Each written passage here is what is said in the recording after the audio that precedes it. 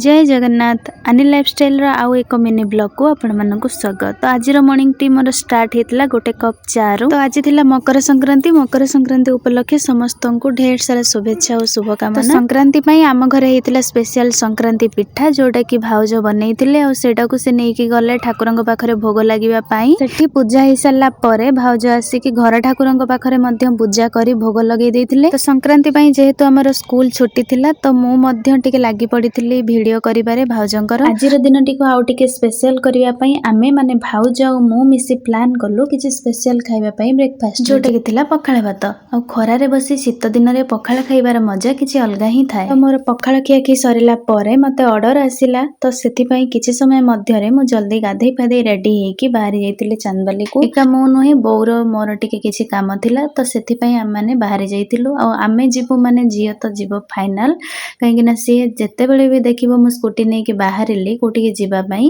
तो से सेठी कांदीबा स्टार्ट कर दबो। तो सेति पई मोर भी जेहेतु छुट्टी थिला मो पाखरे टाइम भी थिला तो ताको भी टिके आमे सांगरे नै जाइतिलु। तो मार्केट रे पहुंचला परे हमर जहा भी सब काम करिवार थिला से सब काम सारी देकी आमे पळे आस्तिलु लस्सी पीबा पई। ता सहित चाट भी टिके खाइ देतिलु। देन मार्ट रे हमर किछि किणा किणी करिवार थिला तो किणा किणी सरिला परे आमे घर को पळे आसिलु। तो आजिर मिनी ब्लॉग टिको मु एठी एंड करूची। रहिली नमस्कार।